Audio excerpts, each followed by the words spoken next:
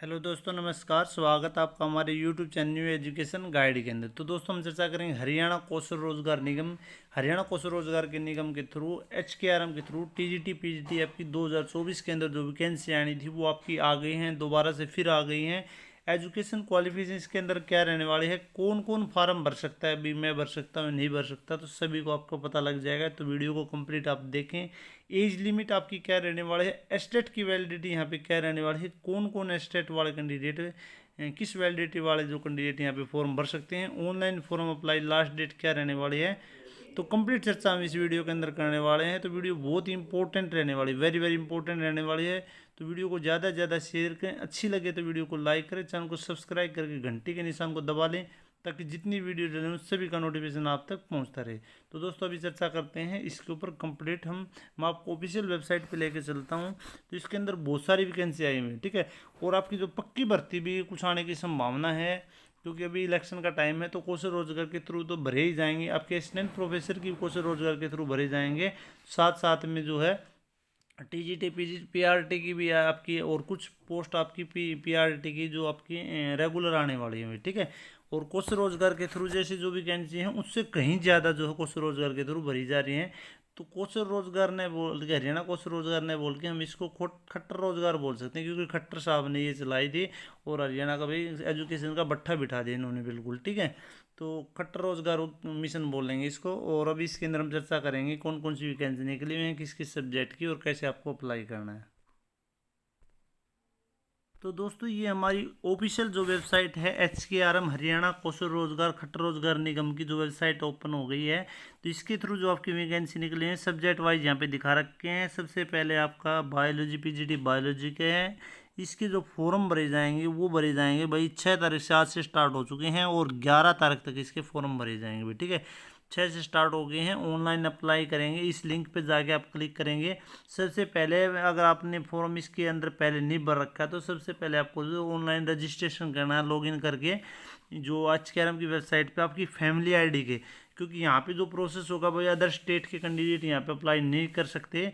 ये आपकी contract based vacancy हैं, और ये आपके 6 महीने साल भर भी आगे अभी इलेक्शन तक रखेंगे। उसके बाद और सरकार आती है आपको हटा देंगी, कोई परमानेंट जॉब आपकी नहीं रहने वाली है। और सैलरी जो है आपकी गवर्नमेंट जॉब से यहाँ पे लगभग आधी सैलरी आपको मिलने वाली है। जैसे पीजीटी वाले हैं तो लगभग उसको जो आप सैलरी यहाँ पे लगा के चलेंगे तो शायद 27 28 या 30 हज़ार के आसपास जो सैलरी मिलने वाली है। यानी यहाँ पे आपको वहाँ पे जो आपकी गवर्नमेंट को जॉब के अंदर 80 हज़ार के आसपास जो सैलरी 75 से 80 हज़ार के आसपास सैलरी मिलेगी, तो उससे मतलब आधी से भी कम, ज़्यादा कम सैलरी आपको यहाँ पे मिलने वाली है, ठीक है। काम वही करना पड़ेगा, सारी चीज़ें वही रहेंगी लगभग, लेकिन जो सैलरी आपको कम मिलेगी। और वगैरह जो भत्ते अगर वगैरह होते हैं वो भी आपको लगभग थोड़े बहुत वो मिलेंगे, सारी लगभग जो गवर्नमेंट फैसिलिटी देती है वो आपको यहाँ पे मिलने वाली है। उसके बाद यहाँ पे वैकेंसी आपकी पीजीटी बायोलॉजी की हैं, फिर उसके बाद पीजीटी आपकी कॉमर्स की हैं, पीजीटी आपके इकोनॉमिक्स के हैं, पीजीटी हिंदी की है, पीजीटी हिस्ट्री की है, पीजीटी मैथमेटिक्स के हैं, पीजीटी पॉलिटिकल साइंस की है, पीजीटी संस्कृत की है। उसके बाद टीजीटी इंग्लिश की है। उसके बाद में टीजीटी हिंदी की है। उसके बाद में टीजीटी मैथमेटिक्स की है, और टीजीटी आपकी संस्कृत की है। और उसके बाद में टीजीटी आपका साइंस की है, और टीजीटी आपकी सोशल स्टडीज़ की SST की है। ये आपकी वैकेंसी रहने वाले हैं। लगभग आपकी कितने प्रकार की, 14 प्रकार की वैकेंसी हैं टीजीटी और पीजीटी की भी, ठीक है। तो सबसे पहले हम चर्चा कर लेते हैं। मेन चीज़ ये है कि इसके अंदर जो है टीजीटी और पीजीटी वाली जो वैकेंसी हैं आपकी निकली हुई हैं, इसके अंदर वही कैंडिडेट अप्लाई कर सकते हैं। सबसे पहले तो जिसके पास में एस्टेट है, ठीक है। पीजीटी वाले हैं लेवल 3 का एस्टेट है भाई, ठीक है।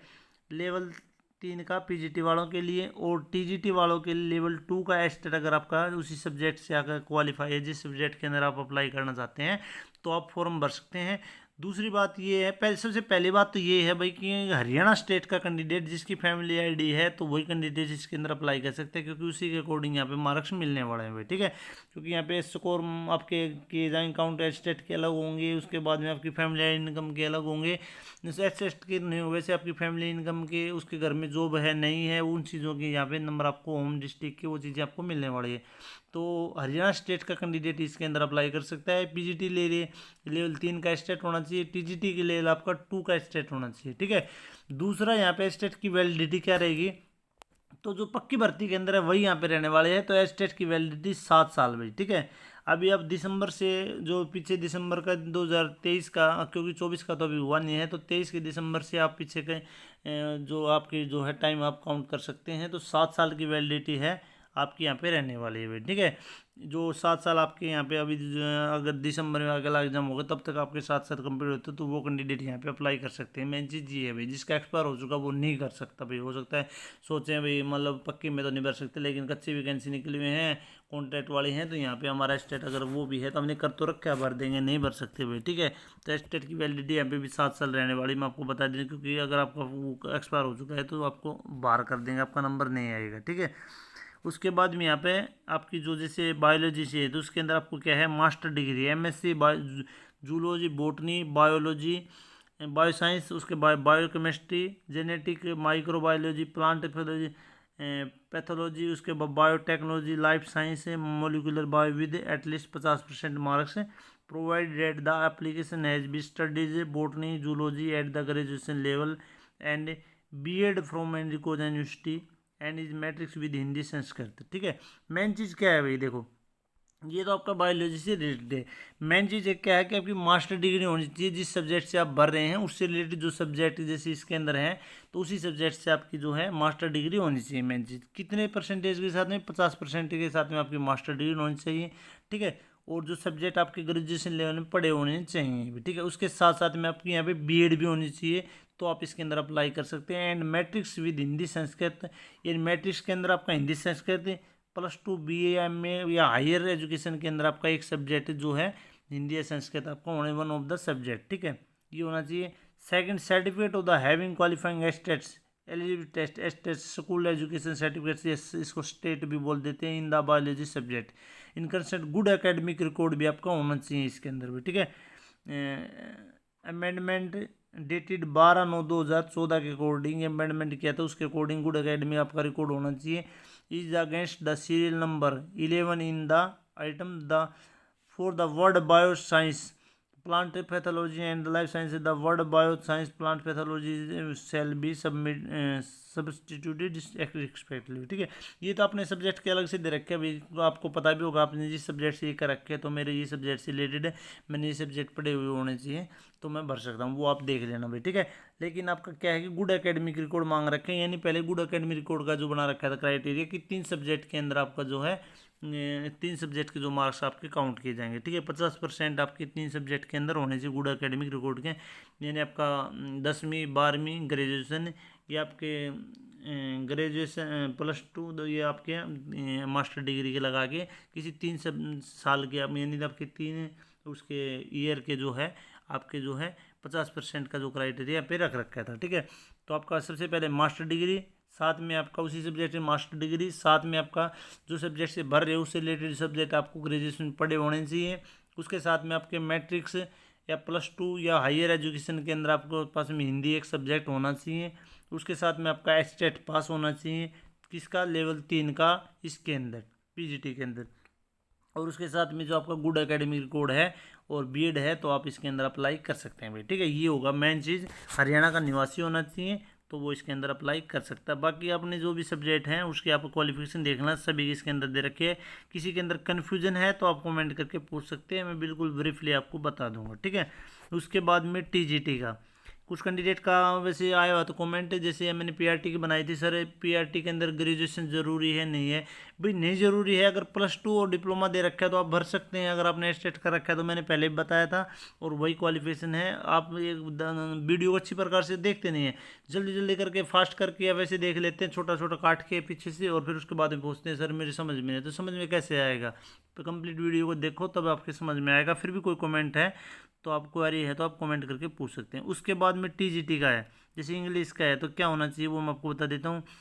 आपकी बैचलर डिग्री, ग्रेजुएशन आपकी होनी चाहिए, degree from a recognised university with at least 50% marks in English as a compulsory और इलेक्टिव और कोर और ऑनर्स सब्जेक्ट, ठीक है। अगर आपका इंग्लिश सब्जेक्ट है, ये कंपलसरी है या इलेक्टिव ले रखा है या कोर ले रखा है, ऑनर्स ले रखा है, and English as a teaching subject in BTC, JBT या बीएड के अंदर, डीएड या diploma in education, diploma in elementary education, DElEd या bachelor degree from recognised university with that 50% marks के साथ में इंग्लिश कंपलसरी और इलेक्टिव सब्जेक्ट, क्या कह रहे हैं कि आपका ये होना चाहिए, ये होना चाहिए, या तो देखो 50% के साथ में आपकी ग्रेजुएशन होनी चाहिए। उसके अंदर आपका कंपलसरी सब्जेक्ट है इंग्लिश, इलेक्टिव है, कोर है, ऑनर्स है, तो वो सभी भर सकते हैं इसके अंदर, ठीक है। टीचिंग सब्जेक्ट होना चाहिए आपका, जो बीटीसी कर रहे हो, जेबीटी कर रहे हो, या डीएड कर रहे हो, बीएड कर रहे हो, उसके अंदर आपका ये सब्जेक्ट होना चाहिए टीचिंग सब्जेक्ट। या फिर आप bachelor degree from university with that is 50% marks English as a compulsory, या यानी आपके सब्जेक्ट होना चाहिए इंग्लिश कंपलसरी हो, इलेक्टिव ले रखे हो, कोर ले रखे हो, ऑनर्शिप रखे तो आप इसके अंदर भर सकते हैं। बीएड के अंदर जो आपका, और या आपने जेबीटी कर रखे है तो उसके अंदर आपका जो है इंग्लिश टीचिंग सब्जेक्ट होना चाहिए। या फिर बीएड स्पेशल एजुकेशन कर रखे हैं in accordance with the national council of the teaching education, तो आप इसके अंदर भर सकते हैं भाई, ठीक है। उसके अंदर या फिर 4 years bachelor in elementary education, या बी एल ई डी, या विद 50% मार्क्स इंग्लिश सब्जेक्ट, और या for 4 year integrated BA BEd with at least 50% marks English, तो आप भर सकते हैं। उसके साथ साथ में आपका एचटेट पास होना चाहिए लेवल 2 का उसी सब्जेक्ट का, जैसे इंग्लिश का है तो इंग्लिश का होना चाहिए भी, ठीक है।